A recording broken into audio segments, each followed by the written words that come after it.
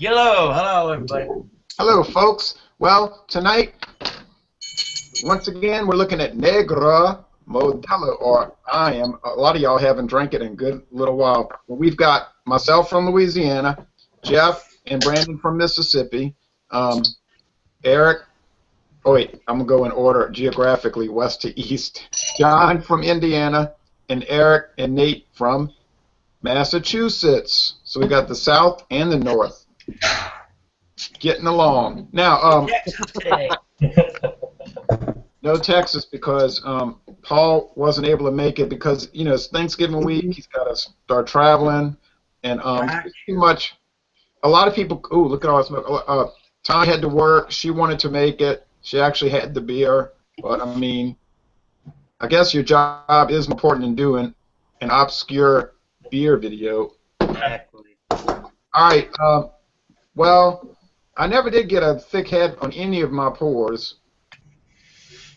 Y'all hey, like this beautiful tulip glass, which was sent to me by the Negra Modelo promotional, the company that's handling their current promotion.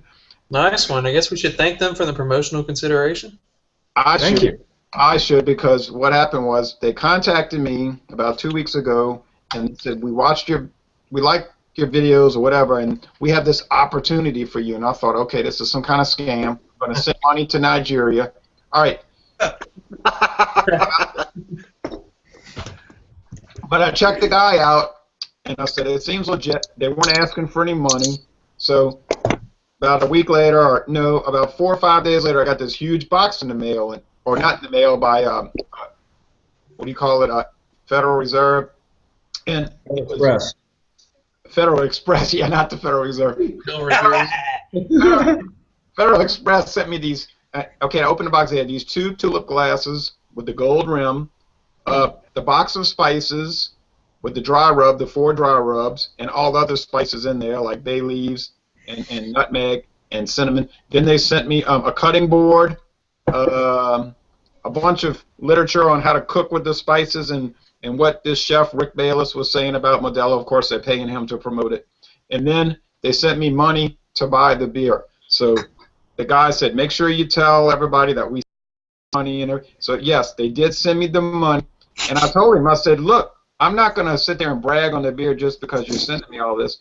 He said, we already watched your video. We know you gave it an A-. I said, oh, yeah, okay. So there was no lying involved because they had already checked me out before I checked them out. Exactly.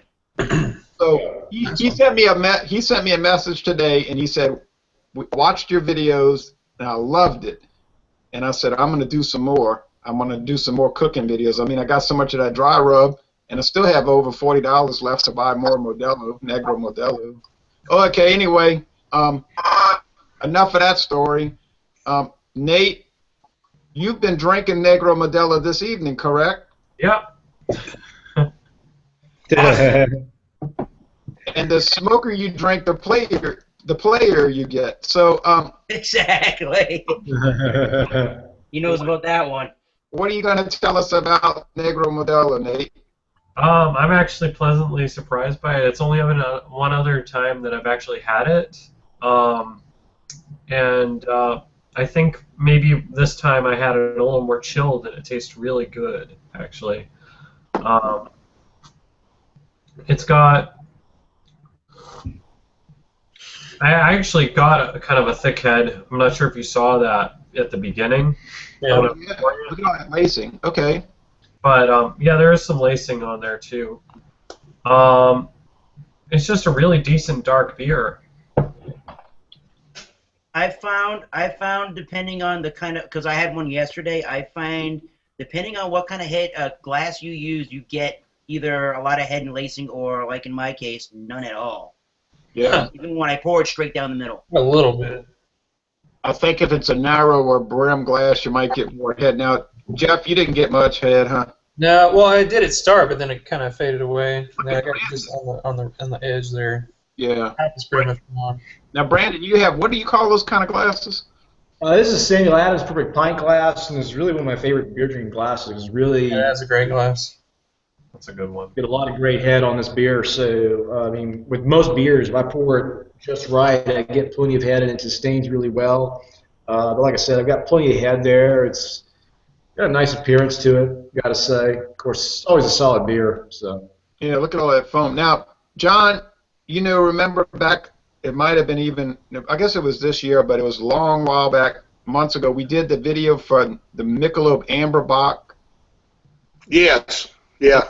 And remember, Michelob said, of course, Michelob is Anheuser-Busch InBev, just like Modelo is Anheuser-Busch InBev. Right. But remember, they said that you should use a tulip glass and pour the beer straight in.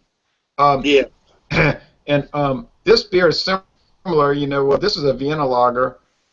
It's not a Bock, but I did pour it straight in, and I did use. Well, they sent me the glass, but I catch a lot of heat on my videos for pouring beer straight in, and people say, you don't know how to pour beer. You pour beer wrong. And I always ask them, what do you mean by that? And they say, you're supposed to tilt the beer. And that comes from people drinking at a bar on draft. Yeah. Well, naturally, on draft, you would want. But coming out the bottle, it doesn't matter how much foam you get because 12 ounces is 12 ounces. Exactly. That's right. Mm-hmm. So, and in fact, It depends on what kind of bar you go to how they're going to pour it. If you go to your regular neighborhood bar, they're probably going to pour it at an angle. But if you go to a nicer craft brewery bar that has a lot of taps, you're going to see 99% of the time they're going to pour them straight down the middle. Oh, yeah? Huh. Plus, not If all not, anyway. I'll ask them to pour mine straight down the middle. What'd you say, Jeff? Plus, not all beers foam up anyway, no matter how straight down you pour it. Oh, correct. That's right. Some of them are so thick or whatever. But obviously, if you pour a Bud Light down the middle, I mean, it's going to foam up. But oh, yeah. Well, the reason Anheuser-Busch says you should pour it straight in is because it releases esters, which adds to the smell and it adds to the drinking experience. But what do they know? But anyway, what do y'all think about the aroma? I find it's very like full and nutty and sweet. Mm-hmm. Yeah, I can smell that it's very nutty and very sweet. Yeah, I am getting a dark or maybe a medium roasted barley malt and some kind of spiciness as well. That could be from or maybe the hops. And I do detect. It smells like a little spiciness. Yeah, a slight grainy, wet corn husk kind of a smell as well. They use rice, believe it or not. Really? That explains it. Adjunct. That's the adjunct rice. Not unpleasant. It's just very mild. Oh, it's super mild, but it's got a lot of calories, Now, Nate, your sinuses are still bothering you, huh? Yeah, definitely. This is the time of year when that happens, so it does affect what you can smell. Although if you ever drink Super Brew 15 from Romania, I don't care how bad your sinuses are, you will smell it. You won't like it, but you'll smell it. I think it's sweet. It's a little syrupy. It's like a perfect Vienna Lager, right? The people that started this beer, most of those Mexican brewers were from Austria and Germany, right? Mm-hmm. Yeah, I had tried this beer yesterday, and I put a lime in it because my brother kept saying you got to put a lime in that. So I tried that, and when it comes to the smell, all you smell is a lime juice kind of a flavor. You almost don't even get any of the sweetness, any of the malts, any of the roasted barley, none of that. You get just straight lime juice. No, I wouldn't like that. Mm-mm. Now, And the taste was the same. Now, what was I going to say? Well, I'll think of it. Brandon, what do you think about it? Well, I mean, as far as the aroma, I mean, those are the sort of aromas that I was getting. Just get some of that nuttiness, some of that dark roasted malt, a little bit of sweetness, the flavor. I mean, it really doesn't come with any surprises to it. I mean, It's a little sweet, little nutty. Mm-hmm. Oh, I know what I was going to say. They said that they roast it. They roast the barley a long, long, long time to get it dark. They don't burn it, but they roast it. And they said it takes like twice as long to brew this beer as other, typical beers because of that roastiness. They don't add any food coloring or anything, so. That's good. It's kind of complicated process. Another interesting thing about this beer, it's older than the Especial. You know, the Modelo Especial. That didn't come out till I think 1926. This came out in 25. And you know, when people think of Mexican beer, what do they generally think of? Yellow stuff, right? Mm-hmm. But the original one is the brown, just like the Dos Equis. The original Dos Equis is the amber. Yeah, Dos Equis amber. Yeah. The Especial is the actual alternative Dos Equis, but it's the most popular one. And I'm sure the Modelo. Huh? Say what? Almost accidentally bought that kind of Negra Modelo today. Yeah, I brought it to the counter. I was like, "Oops, wrong one." Oops. Yeah, I went to some stores and they only had the Especial, and I asked it. Luckily, the distributor was sitting in the parking lot eating a sandwich. And I said, "Chris, Walmart doesn't have Negra Modelo." He said, "No." I said, "Well, who around here has Negra Modelo 12 packs?" He said, "Nobody." He said, "Only Matherns had 6 packs, and he didn't think anybody else carried it at all." I've never seen 12 packs. Actually, they had 6 packs at Racetrack. Yeah, they do sell 12 packs, but in the city of New Orleans, they're like From what I've seen right here, that's the only way you can buy it. It's a 6-pack. Yeah, I don't think 6-pack or singles. You can get the 12s, but they're not as common. 12 packs of cans of this beer. It's weird.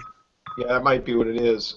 But anyway, I went to Matherns and they had it for $7.99. At Racetrack, it was $8.99. So luckily, I went to Matherns and bought it. I don't know what y'all paid for yours. I forget. It must have been around $9.99. I give $4.79 for 2. Okay, Brandon bought a 12-pack today. Oh, so you bought the Negra Modelo 12-pack. Yes, bottles.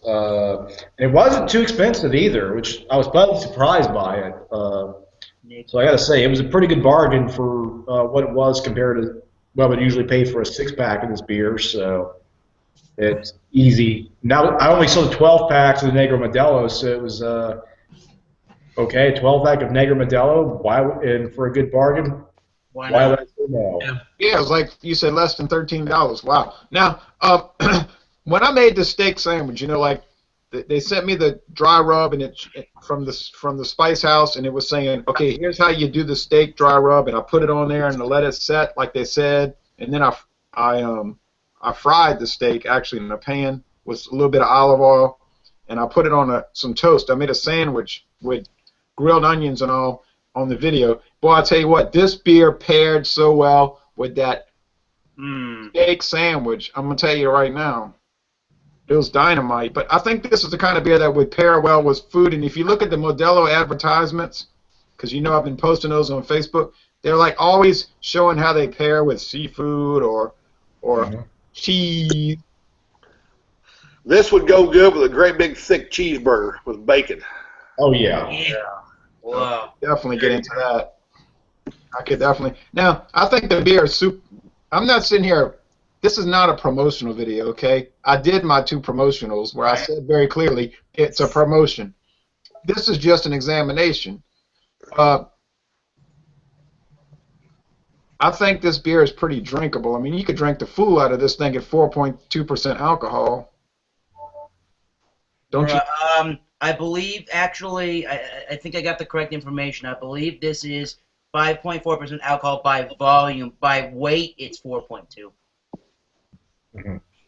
But another thing I want to say about drinking this beer, and I mentioned it earlier in the smell when I was talking about it, is when you put, I would not recommend putting a lime in this, because at the point that I put a lime into this beer, I noticed that pieces of the lime started floating around in the beer, making it cloudy, and it pretty much just tasted like lime juice with a little bit of a roasted note. It didn't even taste like the beer before you put the lime in it. So I wouldn't recommend putting a lime in the Negra Modelo. I wouldn't either. It's a good enough flavor on its own. It doesn't need to try to be enhanced, or in that case, it was not enhanced. I don't even put lime in a Corona. Wait, I have to retract everything. You're right. Now look, 4.2% alcohol by weight. Oh. Yeah. Uh-oh. Uh-oh. 5.4 by volume. Yep. It's a little heavier than we think it is. All right. Yeah. Okay. It doesn't taste like that heavy of a beer, though. No, it tastes more like 4.2. All right, sorry, folks. Well, yeah, if you drink a few of these, you're gonna you get a little ripped. Yeah. 5.2. That's no joke.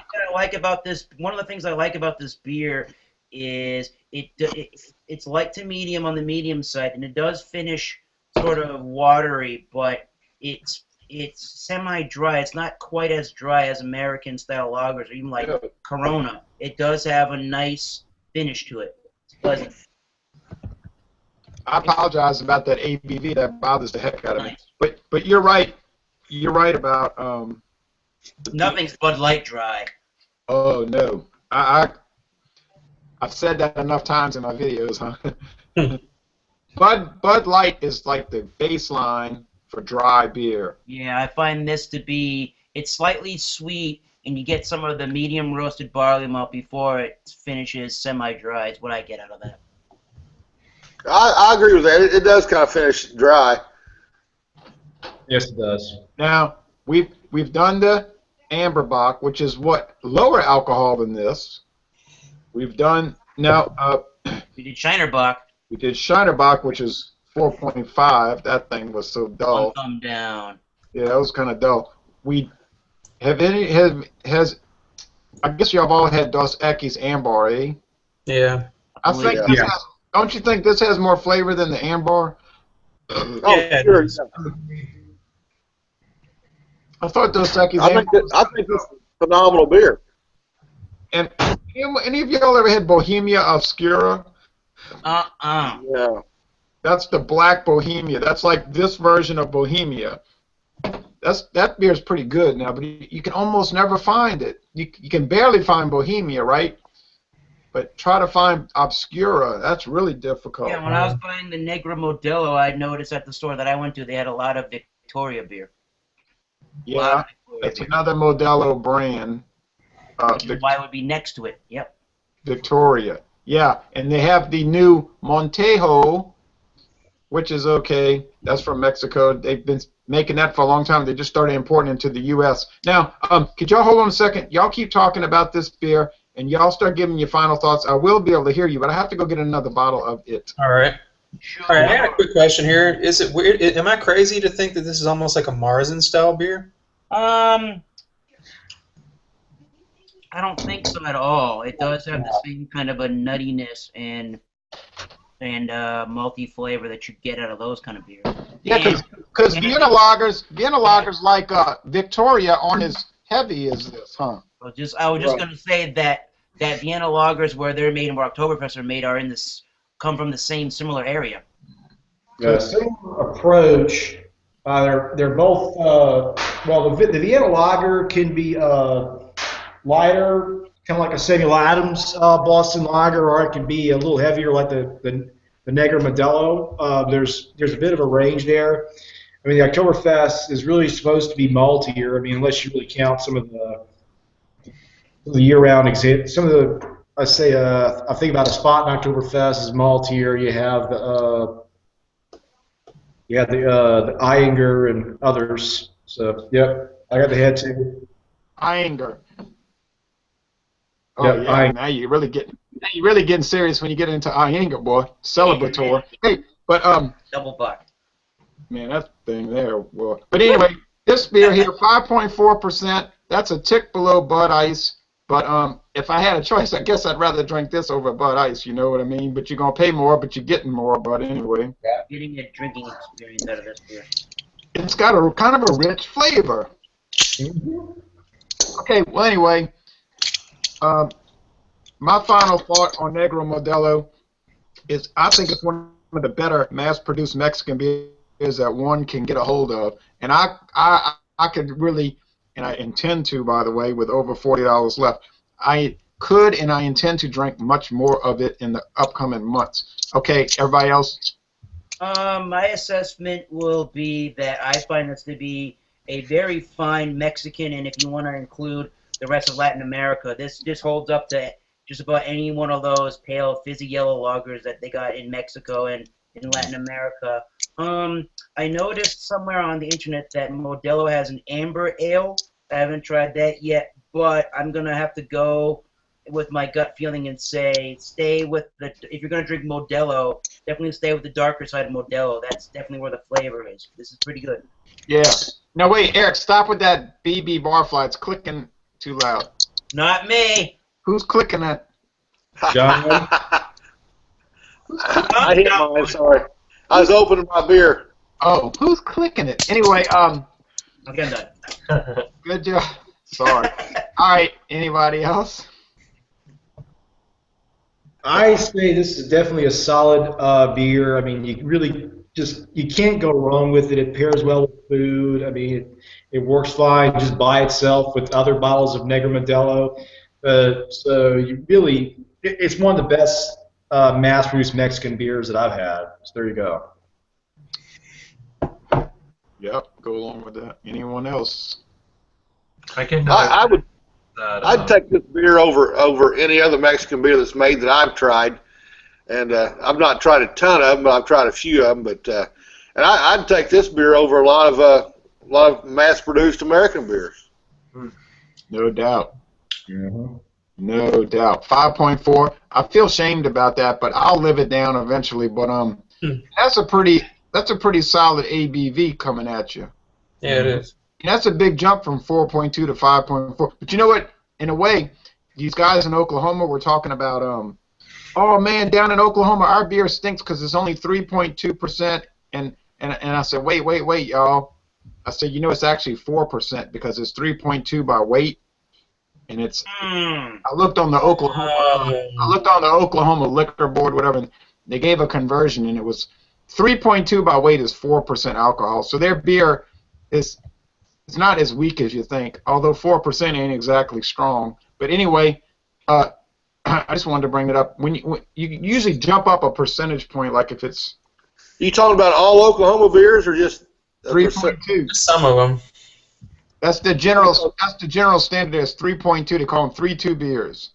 Yeah, but Prairie's made in Oklahoma, and they're freaking skyrocketed alcohol. Because you can get it from a liquor store. But if you went to the grocery store, you can't sell a grocery store beer that's above 3.2. Oh, okay, I see what you're saying. It's 3.2% by weight, which is about 4% by volume. Yeah. Okay, Nate was trying to say something also. Yeah, when you said that it had the rice in it, it reminded me of like a lot darker Tsingtao, the Chinese beer. Oh. So it's got that like kind of rice sweetness in it, but like a whole ton more flavor in it, and definitely a ton darker. I guess I But can it's see got that. a little bit of that rice flavor I can taste. Absolutely. Yeah, people say rice doesn't have a flavor, but I don't agree with that. I think rice does have a flavor. Yeah, I didn't taste the rice in beer. I like Jingdao, and I had the Jingdao Pure Draft, which was good too. Yeah, if I had to drink a Chinese beer, I think I would probably choose Jingdao. So Nate, do you like it? Yeah, I would definitely. Like I said, it's I don't know what I was thinking the first time I had it because I don't remember it being this good. Well, I'll say this: Tanya had to work, but she said she liked it. She liked this beer, you know. Sapporo's. Eric said he had Sapporo's from the large can. Oh, you mean the big aluminum can, like? Yeah, those fucking real strong cans. Oh yeah. They had two of them. They had a Sapporo, and then they had like I think one was called Sapporo Cold. I think maybe it was in like the silver and like a yellow can. Oh, that was the reserve. All barley malt, no adjunct. Oh. Those Sapporo cans are so strong. You could beat. You could get in. You could be in that movie Casino, and you could beat Nicky Santorum to death along with his brother in that cornfield with Sapporo cans. They are very strong, the can themselves. You can't crush them. It's a pretty cool can, though. I like the Sapporo can. Oh, man, I love those cans. I love those cans. Well, anyway. One final thought about Negra Modelo. I know it's a Vienna-style lager. Vienna style lagers must be very versatile beers because Sam Adams is a Vienna style lager. It doesn't taste anywhere near like this. I agree with that. Well, wait a minute. Now, isn't that a controversy though? People say it's Vienna style lager, but Samuel Adams, the company, never actually said that, right? Oh, really? Okay. Mm-hmm. I think they really try to go with Samuel Adams. To get classified as a Vienna style lager. To me, it comes across as more of an all malt pre-prohibition style lager. If you really want to go with that, but I'm not a BJCP judge, so. I call it an alt beer. Well, you know. Well, that's different. Yeah. Anyway, Woo! I think this beer has been a winner tonight. Yeah. And, you know, people are going to say, oh, I know what people will say. Oh, this is just a paid promotional. They're just doing this because Negra Modelo gave Terrio the hookup. That's not true because I did a favorable review for it back years ago when I said it was an A-. I didn't say A+. I said A-, and they looked at the video, so that's bull. Were they watching the video to know that we're not fooling around? I don't know. I mean, like, let's just presume. Boy, and I wish this would actually come to pass. Let's say the monks at West Latran 12 say, in West Latran, Belgium, say, hey, we watched your video and we really liked it. We want to send you a bunch of cases of Westy 12, and we want you to make a video. We want you to make a video bragging on it. We're going to send you a bunch of glasses and stuff. What do you think is going to happen? You're going to make videos with it. Right, because it's awesome beer. I mean, grow up. If Corvette sends me a Corvette and says drive it and brag on it, it's not going to be like they bribe me to do it because a Corvette's an awesome car. So, I mean, you know, common sense, right? But I don't really think Westy's going to contact me, but that'll be awesome. But the brewery did, and they're a pretty prominent company out in California. The brewery, their beers are $20 a bottle, man. Yeah. They're not that. Depends on which ones you buy. You can get quite a few around here. They're about 15 to 20. Yeah, they sent me 3 beers. Man, and those beers were awesome. They were telling me, we're going to send, I never even heard of the brewery. I didn't know what the brewery was. And they said, yeah, we're going to send you these 3 bottles. I said, well, I'm not going to just get up there and brag on it. They said, oh, believe me, you're going to brag on it when you taste it. I said, okay. So they sent me the sour and the rye and the brewery mischief, and I can't remember the third one. And that stuff was so gangster. It was an A+ for every beer. It was so good. They weren't lying. So, I mean, if you're making good beer. Yeah, if you're making awesome beer, it's not hard to get people to brag on it. Now, if Earthquake High Gravity, let's say Melanie Brewing sends me Earthquake High Gravity, I don't care what they send. They can send 10,000 cases. They can send me 10,000 cases, and I'm going to pour every can out into the gutter and spit on it as I make the video because it's the worst filth, the worst atrocity to mankind on the planet. So anyway, I thought Miller 64 was bad. Who? I said I thought Miller 64 was bad. Okay, drink Earthquake High Gravity, and you will think Miller 64 is the most fantastic beer ever produced. I guarantee. So you got to look at these things in perspective. People will say, well, I drink Busch Light. It's bad. No, look. No. Busch Light is dull. Okay? It's dull. It's tasty. Water. Carbonated water. Let me say this. And GMO black ice. That's bad. Okay, what, John? Let me say this because I seen a post on one of the ignorant freaking beer groups today of a guy that posted a pic of a natural light. And I'm sure everybody's going to know which one it is after this, and you know people dog that up. But you know the thing about it is, I mean, you got to realize craft beer when it first come out was not to belittle Bud, Miller, Coors, any of those. It was made because people want something different. Yeah. And all of a sudden the stereotype ignoramuses started freaking stereotyping it as, well, we're haters of what the word is. I don't like that word, adjunct lagers. And that's not what craft beer was made for. Because people wanted something different. And people don't understand that. It's all about having a hang-up and being neurotic. Used to be, it was about having fun and drinking new things, and now it's all about being insecure, having to hang up, and getting out there and showing everybody, oh, I hate Bud Ice, just to let y'all know I have street cred. No, what it means is you're a nitwit. Yeah. And you're content to be a jerk. And I get a lot of comments back on stuff. Oh, you're an adjunct lager lover. No, I'm not a beer snob. I'm just a beer lover, and I know what it was made to be, and I know what, and I'm not sitting here. It's not. I mean, it was made because people wanted something different, not because they wanted to hate. Correct. And now people are going to say, oh, well, that's just the beer talking. That's true, but it's a good thing in a way, because when the beer starts getting drunk, then people's feelings come out, and then you're less reserved to try to hold things back and say, I don't want to bring this up, it might upset somebody. John's going all out, and he's right, and I agree. And it's not the beer talking, that's me as a beer lover talking. Because I'll tell you this, I'll tell you in the morning as well as I'm telling you right now. That's what it's about.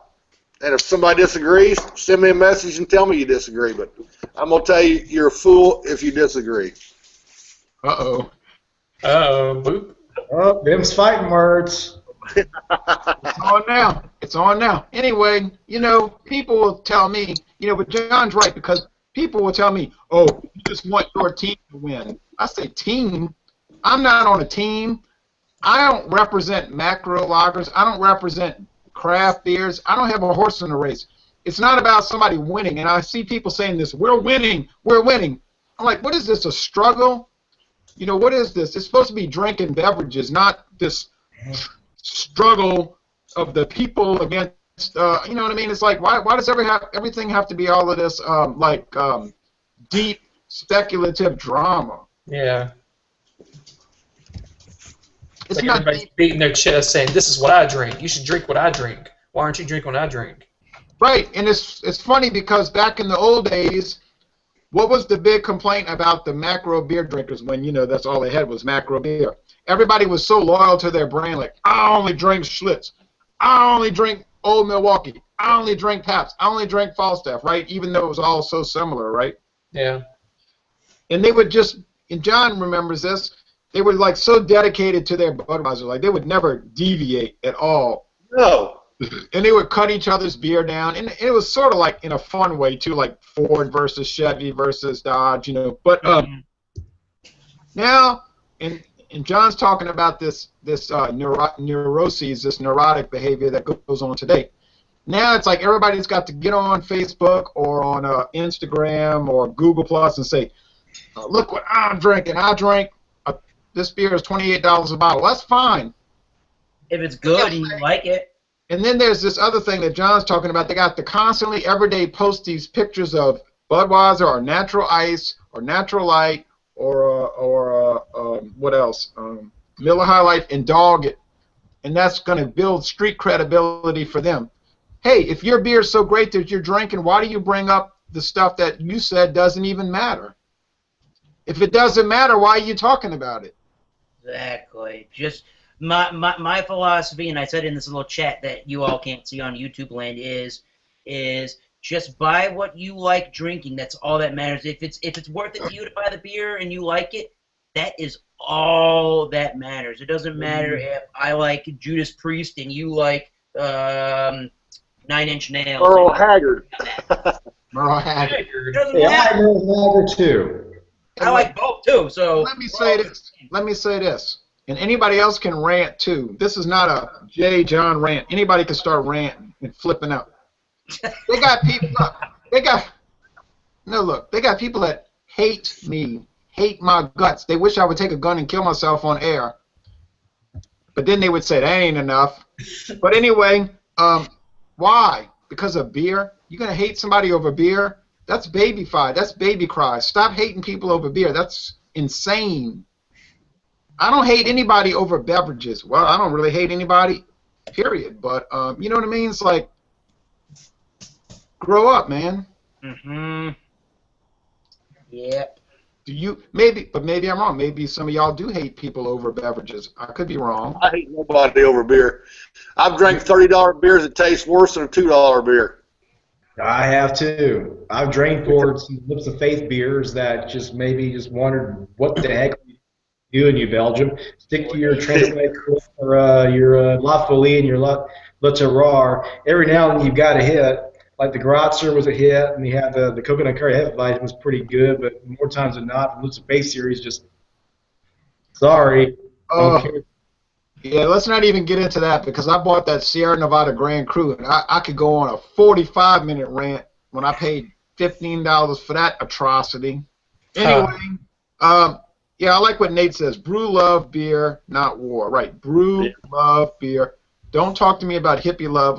Okay, well, anyway, we'll get off of that. But anyway, the cut and dry of it, the cut and dry, Green Flash Grand Cru is better. Okay, the cut and dry of this is that Negra Modelo is an enjoyable beer. And back to the topic at hand, Negra Modelo. Right. Negra Modelo. Negra Modelo. We enjoyed it. It's good. We enjoyed it. It's good. And we weren't necessarily even bribed to say that. No, I'm not bribed to say nothing. Okay, wait. Now, before we get off the air, we got some exciting things coming up. Next Tuesday, we've got holiday beers. Yeah. Which anybody can join, by the way. And I got some for that. I got some ready. I do too. We've got Newcastle Brand Ale the next night. Yummy. Another beer that causes some people to totally flip out and lose their mind, not to mention their perspective. And then on the 10th, Wednesday the 10th, we got Corona Extra, which is sort of like a crucifix to a vampire when you bring that beer up. Corona Extra. What do y'all think about looking at that beer? I bought a big bottle of Corona Familiar. Some people say it's the same beer. Some people say it's not. I say it is Corona Extra. It's the same beer with the cap. Yeah, it's the same beer. I've got one in my bar that's about 5 years old. Ooh. Try it. Bring it out. Woo! Well, it might be lumpy. It might be. You can make cheese that. Jeff, we appreciate you joining us, and Nate, and John, and Eric, and Brandon, and myself. I appreciate myself joining. Well, anyway, thank you. All right. Thank you. Y'all come on down to New Orleans. Come on down to New Orleans. Oh, wait, how about looking at Pilsner or Cal one day? Oh, yes. Yes. Definitely. All right, thank you, folks. That's it.